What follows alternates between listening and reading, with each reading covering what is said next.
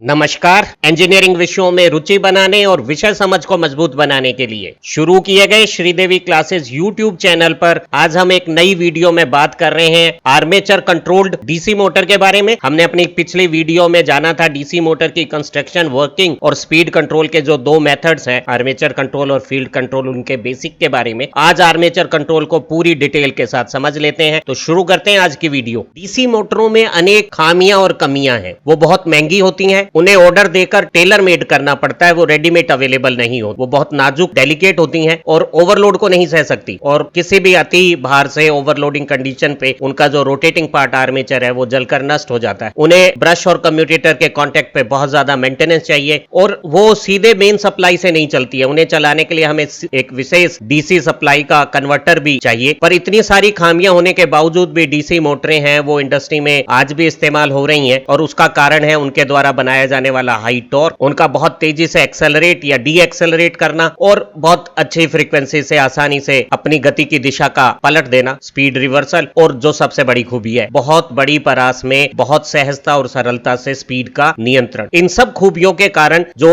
DC Motors हैं वो बहुत सारी एडजस्टेबल स्पीड ड्राइव में, जहां हमें एप्लीकेशन के दौरान स्पीड को एडजस्ट करना पड़ता है, वहां बहुत इस्तेमाल होती है। वो हमारे उन पोजीशन कंट्रोल एप्लीकेशंस में भी बहुत काम आती है, जहां डायनामिक रेस्पॉन्स अच्छा चाहिए, तेजी से कंट्रोल एप्लीकेशन चाहिए। जो हमारी डीसी मोटर है उसकी स्पीड को हम बड़ी परास में और दोनों डायरेक्शन में बहुत आसान और सस्ते तरीकों से कंट्रोल कर सकते हैं। आज हम जानेंगे कि एक बेस स्पीड से कम स्पीड का नियंत्रण आर्मेचर कंट्रोल विधि से किया जाता है, और बेस स्पीड से अधिक स्पीड का नियंत्रण, मनचाही अधिक गति हम फील्ड कंट्रोल मेथड से प्राप्त करते हैं। आज की वीडियो में आर्मेचर कंट्रोल के बारे में पूरी डिटेल से समझेंगे। फील्ड कंट्रोल हम अगली वीडियो में डिस्कस करेंगे। डीसी मोटर का कार्य सिद्धांत समझते हैं। हमने पिछली वीडियो में जाना था कि योक पे जो सैलिएंट पोल है उस पे जो फील्ड वाइंडिंग बनी हुई है उसमें जब हम डीसी करंट भेजते हैं तो वो एक एयर गैप में आर्मेचर के चारों तरफ वर्किंग मैग्नेटिक फील्ड बना देती है, और जब हम ब्रशेस पे इलेक्ट्रिक सप्लाई देते हैं तो कम्यूटेटर के मार्फत क्लोज डिस्ट्रीब्यूटेड वाइंडिंग में जो कंडक्टर्स हैं उनमें करंट चला जाता है, और जो करंट का स्पेस डिस्ट्रीब्यूशन है वो वर्किंग मैग्नेटिक फील्ड में फोर्स और टॉर्क एक्सपीरियंस करता है, और जो टॉर्क है, जो घुमाने की ताकत है मोटर की, उसका मान मोटर की ज्यामिति के अनुसार एक कांस्टेंट, और जो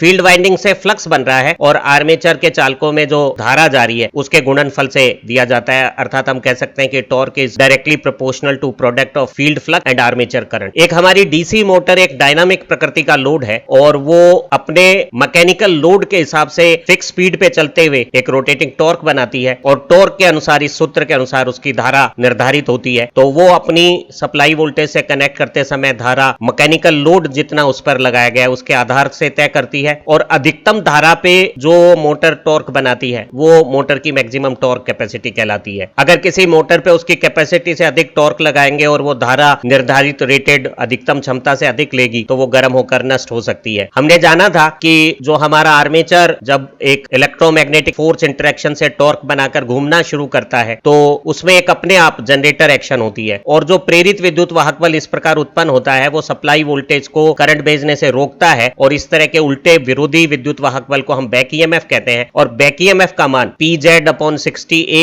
फील्ड फ्लक्स और रोटेटिंग स्पीड इन आरपीएम इसके अनुसार दिया जाता है। यहाँ P मोटर में पोल की संख्या है, फाई एक पोल के द्वारा बनाया गया वेबर में फ्लक्स है, A आर्मेचर में समांतर पथ जो वाइंडिंग में बनते हैं उनकी संख्या है जो लेफ वाइंडिंग में पोल के बराबर और वेव वाइंडिंग में 2 के बराबर होती है, और Z चालकों की कुल संख्या है, और NR मोटर की घूर्णन की आरपीएम गति है। अर्थात हम कह सकते हैं कि अगर ज्यादा फ्लक्स में ज्यादा तेज रफ्तार से अगर मोटर घूमेगी तो वो बैक ईएमएफ ज्यादा बनाएगी, और बैक ईएमएफ फील्ड फ्लक्स और स्पीड के प्रोडक्ट के डायरेक्ट प्रोपोर्शनल है, और ये कोई मोटर की संरचना के अनुसार कोई नियतांक है। इस सूत्र से हम समझ सकते हैं कि जो स्पीड है वो बैक ईएमएफ में फ्लक्स का भाग देने से आएगी, और मैं बैक ईएमएफ की जगह एक मोटर की वोल्टेज इक्वेशन और समझ सकता हूं कि हम जब मोटर के आर्मेचर पे वोल्टेज लगाते हैं तो वोल्टेज का एक भाग तो बैक ईएमएफ द्वारा विरोध किया जाता है, और जो दोनों का डिफरेंस है वो आर्मेचर के रेजिस्टेंस में वर्किंग टॉर्क बनाने की करंट भेजता है। तो जो वोल्टेज है उसकी इक्वेशन ये है, तो मैं बैक ईएमएफ की जगह अगर V - IaRa लिख देता हूं तो मेरी स्पीड का ये फार्मूला आ जाता है, और इसी के आधार पे हम स्पीड का कंट्रोल समझते हैं। हमारे प्रक्रमों की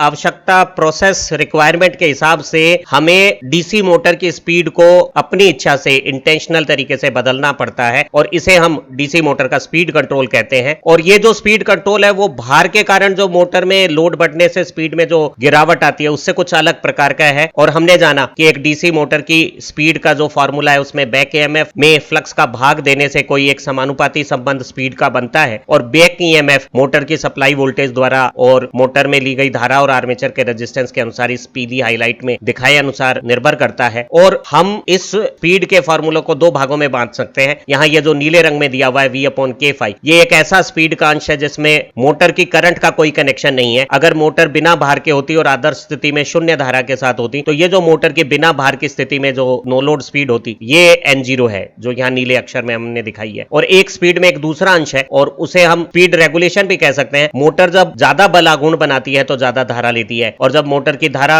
बढ़ती है तो मोटर के आर्मेचर के रेजिस्टेंस में वोल्टेज ड्रॉप होती है और उसकी नो लोड स्पीड लोड आने पे कम होती है। और एक प्रैक्टिकल मोटर में नो लोड से और फुल लोड तक जो स्पीड में रेगुलेशन होता है वो 10% तक हो सकता है। हम अपनी अगली वीडियो में बहुत डिटेल में पढ़ेंगे कि अगर हम फील्ड फ्लक्स को घटा देते हैं, रेटेड से कम कर देते हैं, तो हम पाते हैं कि ये जो नो लोड स्पीड है उसका मान बढ़ जाएगा और मोटर की स्पीड भी बढ़ जाएगी और ऐसी स्थिति में मोटर ज्यादा स्पीड पे कम टॉर्क बनाते हुए और अपनी पावर क्षमता को बरकरार रखते हुए अधिक गतियों पर भी चलाई जा सकती है और इस तरीके को हम फील्ड कंट्रोल कहते हैं। एक अगली वीडियो में हम बहुत डिटेल में फील्ड कंट्रोल डीसी मोटर पढ़ने वाले हैं। एक और तरीका स्पीड कंट्रोल का हो सकता है और वो है कि हम आर्मेचर के इस रेजिस्टेंस के साथ सीरीज में कुछ एक्स्ट्रा रेजिस्टेंस लगा देते हैं। अब हमारी स्पीड और करंट की जो ये कैरेक्टरिस्टिक है, जो नो लोड स्पीड से लोड आने पे स्पीड का हल्का गिरना शंट कैरेक्टरिस्टिक कहलाती है, वो बताती है, उस कैरेक्टरिस्टिक का स्लोप बढ़ जाएगा। और इस नई स्थिति में जब हमने मोटर के आर्मेचर के साथ एक्स्ट्रा रेजिस्टेंस लगा दिया है तो स्पीड टॉर्क कैरेक्टरिस्टिक में चेंज होने से किसी एक लोड करंट पे मोटर की स्पीड जो बिना एक्स्ट्रा रेजिस्टेंस के इस नीली कैरेक्टरिस्टिक के हिसाब से ज्यादा थी वो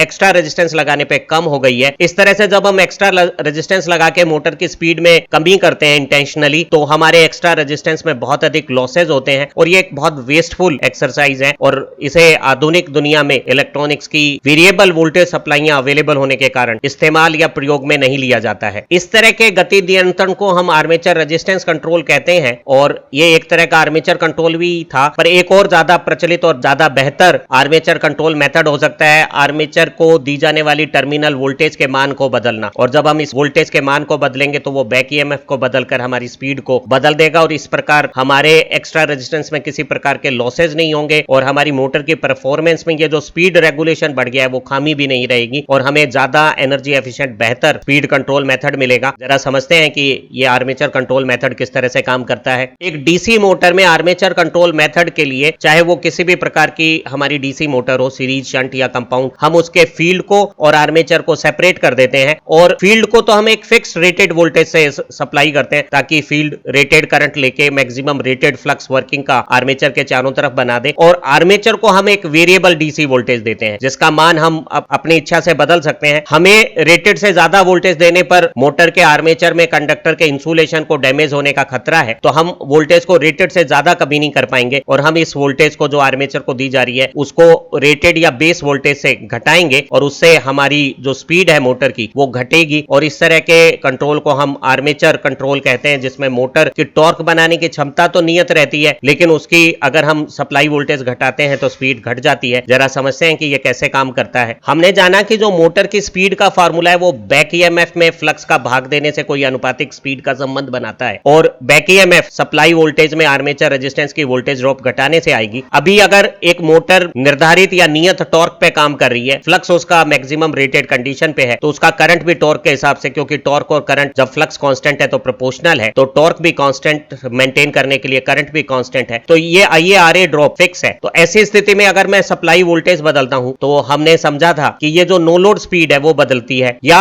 इन दोनों का जो अंतर है सप्लाई वोल्टेज और फिक्स आर्मेचर रेजिस्टेंस में वोल्टेज ड्रॉप, इनका अंतर वोल्टेज घटाने पे घटता है क्योंकि स्पीड और बैक ईएमएफ प्रोपोर्शनल है। तो जब हम सप्लाई वोल्टेज घटाते हैं तो बैक ईएमएफ घटता है तो स्पीड भी घट जाती है। जो खूबसूरत बात है वो यह है कि आर्मेचर की अधिकतम धारा लेने की क्षमता नियत है, फ्लक्स भी नियत है, तो जो मोटर द्वारा अधिकतम बलागुण बनाने की क्षमता भी है वो इस मेथड में चाहे मोटर किसी भी घटी हुई स्पीड पे काम करे वो नियत रहती है। तो ऐसे कंट्रोल को जिसमें हमने फ्लक्स को कांस्टेंट रखा है और आर्मेचर की सप्लाई वोल्टेज बदली है और मोटर को अलग अलग गतियों पर चलाया है तो मोटर की जो बलागुण बनाने की क्षमता है वो नियत रही है। तो ऐसे आर्मेचर कंट्रोल मेथड को जो स्पीड घटाने के काम आता है हम कांस्टेंट टॉर्क कंट्रोल भी कहते हैं। जरा समझते हैं कि ये सारा मेथड किस तरह से काम करता है। जैसे हमने पहले बात की थी और पिछली वीडियो में भी बात की थी कि जो हमारी फील्ड का अगर अगर फ्लक्स नियत रहता है तो हमारी जो वर्किंग स्पीड है वो बैक ईएमएफ के समानुपाती है, और बैक ईएमएफ सप्लाई वोल्टेज और आर्मेचर में करंट फ्लो से रेजिस्टेंस में वोल्टेज ड्रॉप है, उनका अंतर है। और अगर मैं सप्लाई वोल्टेज को घटाऊंगा तो बैक ईएमएफ भी घटेगा और स्पीड भी उससे घट जाएगी। हम इसको यूं समझ सकते हैं कि ये जो स्पीड का फॉर्मूला है, इसमें एक स्पीड का अंश जिसे हमने नो लोड स्पीड कहा है वो भार धारा पर निर्भर नहीं करता, और एक दूसरा अंश है जो भार बढ़ने पर या लोड टॉर्क बढ़ने पर बढ़ता है और वो इनहेरेंट स्पीड का रेगुलेशन करता है। और एक मोटर अगर रेटेड वोल्टेज और रेटेड फ्लक्स पे बदलते हुए टॉर्क पे काम करती है तो अगर वो उसका टॉर्क बाहर जीरो है तो वो बिना लोड के एक स्पीड जिसे हम नो लोड स्पीड कहते हैं उतनी बनाती है, और जब मोटर का टॉर्क बढ़ता है और उसका करंट बढ़ता है तो इनहेरेंट स्पीड रेगुलेशन से उसकी स्पीड में एक ड्रूपिंग शंट कैरेक्टरिस्टिक आती है और नो लोड से फुल लोड के बीच में उसकी स्पीड प्रैक्टिकली 10% तक घट जाती है। अब हम इस वोल्टेज को बदलेंगे, और सामान्यतः इस वोल्टेज को रेटेड से ज्यादा नहीं किया जा सकता क्योंकि हमारी मोटर में जो वाइंडिंग के ऊपर हमने इंसुलेशन लगाया है वो रेटेड वोल्टेज तक सहन शक्ति रखता है, और उससे ज्यादा वोल्टेज लगाने पे उसके इंसुलेशन को डैमेज होने का खतरा है। तो हम इस मेथड में वोल्टेज को सिर्फ घटाएंगे, और जब हम वोल्टेज को घटाएंगे तो बैक ईएमएफ सिर्फ घटेगा, तो स्पीड सिर्फ इस मेथड से घटाई जा सकती है, हम इस मेथड से स्पीड को बढ़ा नहीं सकते। जब हम सप्लाई वोल्टेज को घटाते हैं तो हम कह सकते हैं कि अगर हम V से V डैश या V डबल डैश या V ट्रिपल डैश ये जो वोल्टेज घटा रहे हैं तो हमारी जो नो लोड स्पीड है जो रेटेड वोल्टेज पे N0 है वो V डैश वोल्टेज कम होने पर N0 डैश हो गई है, कम हो गई है। लेकिन एक मजेदार बात है कि लोड के साथ ये जो स्पीड रेगुलेशन की प्रॉपर्टी है वो सेम रहेगी, तो हमारा जो स्पीड कैरेक्टरिस्टिक है वो पुरानी कैरेक्टरिस्टिक के बिल्कुल पैरेलल एक दूसरी कैरेक्टरिस्टिक में ड्रूपिंग कैरेक्टरिस्टिक शो करने लगेगा। और अगर मैं इस वोल्टेज को और कम कर देता हूं, V डबल डैश कर देता हूं, तो आप इस येलो मार्क से देखिएगा मेरी स्पीड है वो घट के नो लोड पे कम हो जाएगी और लोड आने पे पहले के समांतर घटती जाएगी। और अगर मैं स्पीड को और कम करना चाहूं तो मैं वोल्टेज को और कम करके ये कैरेक्टरिस्टिक पा सकता हूं। तो अगर मैं मोटर को किसी समय कोई करंट पे चला रहा था तो अब मैं मोटर की गति को सप्लाई वोल्टेज तय कर सकता हूं कि उसकी गति रेटेड वोल्टेज पे ज्यादा रखूं या वोल्टेज कम करके कम कर लूं, या बहुत ज्यादा वोल्टेज कम करके और कम या और कम कर दूं। तो मैं बहुत स्मूथली स्पीड को घटाकर और बिल्कुल क्रिपलिंग स्पीड, बिल्कुल लड़खड़ाती नॉर्मल रेटेड 1500 आरपीएम अगर मेरी स्पीड है तो मैं लड़खड़ाती सी 50-60 आरपीएम जैसी स्पीड भी इस मेथड से बहुत आसानी से वोल्टेज को घटाकर पा सकता हूं। अगर मैं मोटर में लोड टॉर्क बढ़ाता हूं तो मोटर अपना करंट बढ़ा लेगी, और ये अगर मोटर का अधिकतम धारा क्षमता है तो ऐसी स्थिति में जो मोटर के द्वारा बनाया जाने वाला अधिकतम आघूर्ण है जो कि फ्लक्स और करंट के प्रोडक्ट के प्रोपोर्शनल होता है, फ्लक्स नियत है इस मेथड में। जब हम आर्मेचर कंट्रोल करते हैं तो फील्ड को रेटेड मैक्सिमम फ्लक्स पे ऑपरेट करते हैं और अधिकतम धारा जो आर्मेचर ले रहा है वो भी फिक्स हो गई है, तो आप पाएंगे कि मोटर के द्वारा बनाया जाने वाला अधिकतम टॉर्क भी फिक्स हो गया है। इसमें हमने एक बेस स्पीड जो कि हम मोटर को आर्मेचर पे रेटेड वोल्टेज और फील्ड पे रेटेड वोल्टेज और रेटेड फ्लक्स पे रेटेड करंट पे जो स्पीड आती है उस बेस स्पीड से अगर कम स्पीड पे अगर मोटर को ऑपरेट करना चाहते हैं तो हम इस मेथड को आर्मेचर कंट्रोल कहते हैं। और इस आर्मेचर कंट्रोल में हमने आर्मेचर की अप्लाइड वोल्टेज कम की है तो मोटर की टॉर्क बनाने की क्षमता अपरिवर्तित रही है, इसलिए हम इस कंट्रोल को कांस्टेंट टॉर्क कंट्रोल कहते हैं। मोटर का जो आउटपुट होता है पावर वो टॉर्क और स्पीड का प्रोडक्ट होता है, और जब मोटर सेम टॉर्क पे कम स्पीड पे चलती है तो उसका पावर आउटपुट कम हो जाएगा। तो आप ये देखिए जो red dash dash dash line लगी हुई है पावर, वो बता रही है कि मोटर जब कम स्पीड पे है तो उसकी पावर क्षमता कम हो गई है। अगर वो निर्धारित 1500 आरपीएम पे 15 एचपी की थी और अगर हमने उसकी स्पीड घटा के 500 आरपीएम कर दी है तो आप पाएंगे कि उसकी जो पावर रेटिंग है वो अब 5 एचपी जैसी हो गई है, लेकिन बल आघूर्ण वो 15 एचपी का और 5 एचपी का सेम रहेगा कांस्टेंट। तो हम आर्मेचर कंट्रोल को कांस्टेंट टॉर्क कंट्रोल भी कहते हैं, और हम कह सकते हैं कि इस आर्मेचर कंट्रोल मेथड से हम बेस स्पीड से कम स्पीड पे मोटर को कांस्टेंट टॉर्क और वेरिएबल पावर पे चला रहे हैं। हम लोग जब फील्ड कंट्रोल पढ़ेंगे तो जानेंगे कि बेस से हाई स्पीड पाने के लिए हम जो कंट्रोल इस्तेमाल करते हैं उसे फील्ड कंट्रोल कहते हैं, और फील्ड कंट्रोल में जब हम स्पीड बढ़ाते हैं तो मोटर की टॉर्क बनाने की क्षमता बरकरार नहीं रहती क्योंकि हमें फील्ड फ्लक्स घटाना पड़ता है, तो टॉर्क स्पीड बढ़ने पे इनवर्सली कम होता है और टॉर्क और स्पीड का प्रोडक्ट पावर कांस्टेंट रहती है। तो जो फील्ड कंट्रोल बेस स्पीड से ज्यादा स्पीड पाने वाला है उसे हम कांस्टेंट पावर कंट्रोल कहते हैं, और आर्मेचर कंट्रोल को कांस्टेंट टॉर्क कंट्रोल कहते हैं। एक डीसी मोटर में आर्मेचर कंट्रोल के लिए हम अपनी एसी मेन सप्लाई को एक कंट्रोल रेक्टिफायर से जिसमें थायरिस्टर लगे हुए हैं उसकी मदद से एक वेरिएबल डीसी प्राप्त कर लेते हैं, और ये वेरिएबल डीसी हमारी डीसी मोटर को देके हम लोड को बेस स्पीड से कम स्पीड पे चलाते हैं। एक मोटर के आर्मेचर के अक्रॉस वेरिएबल वोल्टेज पाने के लिए हम एक सबसे सरल single phase full wave bridge converter use कर सकते हैं। ये सिंगल फेज के बजाय 3 फेज भी हो सकता है, और जो एक सरल हमारा ब्रिज कन्वर्टर है उसे हम सेमी कन्वर्टर कहते हैं, और सेमी कन्वर्टर में हमारे ये जो 4 स्विच एलिमेंट है उसमें से से दो तो जो पीली हाईलाइट में हमने दिखाए हैं वो कंट्रोल्ड स्विच हैं, एससीआर हैं, थायरिस्टर हैं, और वो फॉरवर्ड बायस होने पर कंडक्ट तभी करेंगे जब गेट पे ट्रिगर सिग्नल होगा। और बाकी दो जो शान हाईलाइट में दिख रहे हैं वो सिंपल डायोड हैं, और वो जैसे ही फॉरवर्ड बायस होंगे कंडक्ट करने लगेंगे, और हम पाएंगे कि इनकी ट्रिगरिंग को कंट्रोल करके हम आउटपुट वोल्टेज को कंट्रोल कर सकते हैं। ऐसे जो सर्किट है ये हमें जो कंट्रोल्ड आउटपुट देते हैं वो इकोनॉमिक और एफिशिएंट सर्किट होते हैं, इन्हें कंट्रोल करना आसान होता है। लेकिन इन सर्किट की मदद से एक रनिंग मोटर को ब्रेक लगाते समय हम एनर्जी को वापस एसी सोर्स को रिवर्ट नहीं कर सकते, इनमें रीजनरेटिव ब्रेकिंग की फीचर नहीं है। लेकिन अगर प्लेन स्पीड कंट्रोल करना हो और बेस स्पीड से कम स्पीड इस तरह से प्राप्त करनी हो तो ये सर्किट है वो किसी भी दूसरे कंट्रोल सर्किट से ज्यादा सरल, सस्ते, इकोनॉमिक और एनर्जी एफिशिएंट है। अगर हमें रीजनरेटिव ब्रेकिंग के फीचर चाहिए तो हमें एक फुल कन्वर्टर यूज करना पड़ेगा जिसमें सारे स्विच, यहां देखिए आप सिंगल फेज में ये चारों स्विच पीले हाईलाइट में मैंने दिखाए हैं वो थायरिस्टर्स हैं। अब आप देखिएगा कि ऐसे थायरिस्टराइज सर्किट में अगर मैं डिले एंगल को बदलता हूं तो यहां जो आउटपुट वोल्टेज है उसका मान मैक्सिमम पॉजिटिव से लेके और मैक्सिमम नेगेटिव तक हो सकता है। ये जो स्विच है इनमें धारा की दिशा तो एक ही रहती है, ये यूनिडायरेक्शनल है, लेकिन यहां जो आउटपुट वोल्टेज है वो डिले एंगल से हम नेगेटिव भी कर सकते हैं। और जब हम डिले एंगल को 90 डिग्री से ज्यादा करते हैं इस तरह के फुल कन्वर्टर में तो हम पाते हैं कि यहाँ एवरेज वोल्टेज नेगेटिव हो जाती है, और ये सर्किट इस मोटर पे ब्रेक लगाते हुए मोटर के इनर्शिया में जो मैकेनिकल एनर्जी है उसको वापस इलेक्ट्रिकल एनर्जी में बदलकर मेन लाइन में फीड कर सकता है। इस तरह की ब्रेकिंग को हम रीजनरेटिव ब्रेकिंग कहते हैं। ऐसे सर्किट सेमी कन्वर्टर सर्किट में जिसमें आधे स्विच सिंपल डायोड है उनसे ज्यादा महंगे होंगे, कंट्रोल ज्यादा कॉम्प्लिकेटेड होगा, और अगर सिंपल स्पीड कंट्रोल के लिए रेक्टिफायर एप्लीकेशन में इस्तेमाल करना हो तो हम पाएंगे कि सेमी कन्वर्टर ज्यादा एनर्जी एफिशिएंट है बजाय की फुल कन्वर्टर के, क्योंकि फुल कन्वर्टर में अगर आप इसे सिर्फ रेक्टिफायर के बतौर पे यूज करते हैं तो सर्किट के किसी एक हिस्से में लोड की एनर्जी वापस सोर्स को जाती है और यहां एवरेज आउटपुट घटता है, तो ये एफिशिएंट कम है, और ये इस फीडबैक डायोड से लोड की इनर्शियल एनर्जी को लोड में ही रहने देता है, वापस सोर्स में नहीं जाने देता, तो ये ज्यादा एफिशिएंट है और बेहतर है। लेकिन हमारा सेमी कन्वर्टर रीजनरेटिव ब्रेकिंग नहीं कर सकता, रीजनरेटिव ब्रेकिंग के लिए हमें फुल कन्वर्टर यूज करना होगा। और अगर हमें ज्यादा पावर की एप्लीकेशन है तो हम यहाँ मेन लाइन में सप्लाई 3 फेज की लेंगे, और यहाँ जो ब्रिज लेंगे वो 3 फेज ब्रिज लेंगे जिसमें यहाँ 4 स्विच की बजाय 6 स्विच का अरेंजमेंट होगा, और वो ज्यादा बढ़िया आउटपुट दे देगा। अगर मुझे मेरी मोटर को दोनों डायरेक्शन में चलाना है तो मैं 2 कन्वर्टर, फुल कन्वर्टर, एक पॉजिटिव डायरेक्शन का कन्वर्टर और एक नेगेटिव डायरेक्शन का कन्वर्टर इंडिपेंडेंटली यूज करूंगा, और इस तरह के कंट्रोल सर्किट को हम ड्यूल कन्वर्टर ड्राइव कहते हैं। और ऐसी जो मेरी मोटर है वो दोनों तरह की वोल्टेज पोलैरिटी प्लस माइनस या दोनों तरह के करंट डायरेक्शन के साथ चल सकती है, तो ये मोटर को दोनों डायरेक्शंस में चला भी सकती है, स्पीड को भी कंट्रोल कर सकती है और रीजनरेटिव ब्रेकिंग भी कर सकती है। तो जहां बार बार रोलिंग मिल जैसी एप्लीकेशंस में हमें फ्रीक्वेंट रिवर्सल्स और ब्रेकिंग करनी हो वहां हम इस तरह की ड्राइव का इस्तेमाल करते हैं। एक हमारा सिंपल जो सेमी कन्वर्टर है कंट्रोल्ड रेक्टिफायर, वो अगर डायोड वाला हो तो जो मैक्सिमम वोल्टेज देगा उसके बजाय controlled rectifier 1 plus cos alpha बटा 2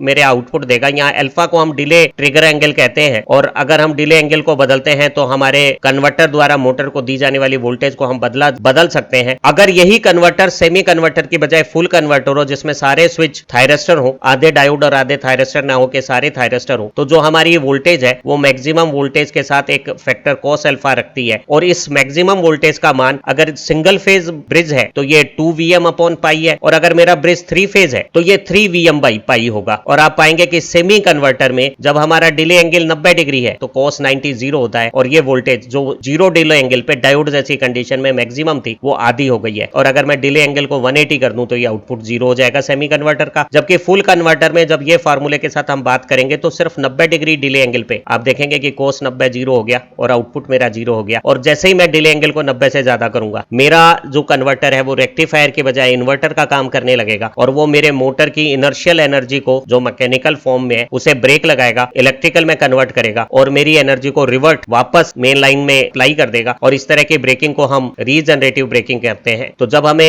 रीजनरेटिव ब्रेकिंग करनी हो तो फुल कन्वर्टर यूज करना चाहिए, और अगर प्लेन स्पीड का कंट्रोल करना है तो सेमी कन्वर्टर सस्ते, सरल और ज्यादा इकोनॉमिक और एनर्जी एफिशिएंट है तो उनका इस्तेमाल करना चाहिए। अगर मुझे फिक्स्ड डीसी सोर्स मोटर को चलाने के लिए उपलब्ध है तो मैं वेरिएबल कंट्रोल डीसी पाने के लिए मोटर के स्पीड कंट्रोल के लिए एक डीसी चॉपर का इस्तेमाल कर सकता हूं जो फिक्स डीसी को वेरिएबल डीसी में एक ही स्टेप में बिना इंटरमीडिएट एसी के कन्वर्ट कर देगा, और वेरिएबल डीसी सप्लाई से मैं मोटर को चलाकर और मर्जी है वो कंट्रोल कर सकता हूं। आर्मेचर कंट्रोल के लिए मुझे आर्मेचर में दी जाने वाली वोल्टेज को घटाना है और मोटर की स्पीड घट जाएगी। अगर मैं मैं मोटर को सिर्फ एक ही दिशा में कंट्रोल करना चाहता हूं तो मैं इस तरह का क्लास ए चॉपर जो प्लेन स्टेप डाउन चॉपर है उसका इस्तेमाल करूंगा, और वो एक फिक्स हाई डीसी वोल्टेज से एक वेरिएबल लो डीसी वोल्टेज देके और मेरी स्पीड का कंट्रोल कर देगा। अगर मुझे रीजनरेटिव ब्रेकिंग भी चाहिए तो मैं क्लास सी चॉपर का इस्तेमाल करूंगा, जो फर्स्ट क्वाड्रेंट में काम करते हुए एक plain step down cycloconverter की भांति मोटर की गतियां कम करने का काम करेगा। और अगर इसी को मैं सेकंड क्वाड्रेंट में काम कर लूंगा तो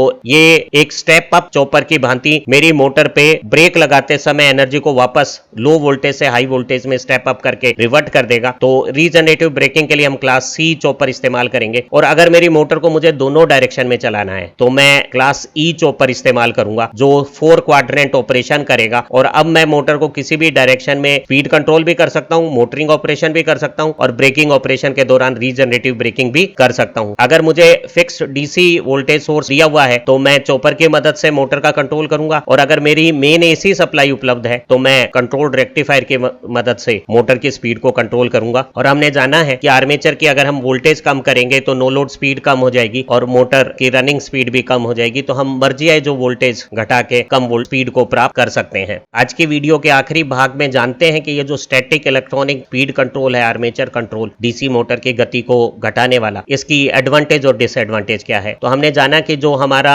आर्मेचर कंट्रोल मेथड है इलेक्ट्रॉनिक तरीके से, वो बहुत सिंपल और रिलायबल है। इसकी जो कंट्रोलर की साइज है वो छोटी है, वजन कम है, और इसका जो टाइम रेस्पॉन्स है वो बहुत अच्छा है। ओवरऑल एफिशिएंसी बहुत अच्छी है, ट्रांजिएंट रेस्पॉन्स जैसे हमने बात की बहुत अच्छा है, और जैसे ही हम इनपुट सिग्नल में चेंज करते हैं डिले एंगल से, हमारी मोटर की स्पीड में तत्काल परिवर्तन महसूस होने लगता है। और हम बहुत सूक्ष्म तरीके से, बहुत बढ़िया तरीके से स्पीड को मनचाहे तरीके से और बड़ी परास में नॉर्मल 1500 आरपीएम को हम किसी भी घटी हुई क्रिपलिंग स्पीड तक भी दोनों डायरेक्शन में आराम से कंट्रोल कर सकते हैं। कंट्रोल के दौरान हमारा एक्सेलरेशन यूनिफॉर्म रहता है और लोड के साथ जो स्पीड में गिरावट है वो नियत रहती है, वो बढ़ती नहीं है। इस कंट्रोल में जैसे हमने जिक्र किया रीजनरेटिव ब्रेकिंग की फैसिलिटी है। अगर हम एसी सप्लाई के साथ फुल कन्वर्टर यूज करते हैं या चॉपर के साथ क्लास सी टाइप चॉपर इस्तेमाल करते हैं तो हम मोटर के साथ ब्रेक लगाते समय मोटर की जो इनर्शियल एनर्जी है उसे वापस सप्लाई में फीड कर सकते हैं। हम मोटर की स्पीड को एक टेको जनरेटर से वोल्टेज के रूप में फीडबैक करके, कंपेरेटर से कंपेयर करके, और जो एरर सिग्नल है उसके आधार पे अपने कंट्रोलर को चला के और स्पीड कंट्रोल को ऑटोमेटिक बना सकते हैं। हमारा जो आर्मेचर कंट्रोल है वो मोटर की टॉर्क बनाने की क्षमता को किसी भी स्पीड पे बरकरार रखता है, एक समान रखता है, और हम नॉर्मल रनिंग स्पीड की 5 से 7% स्पीड तक भी गतियों को घटा सकते हैं। इसी तरह के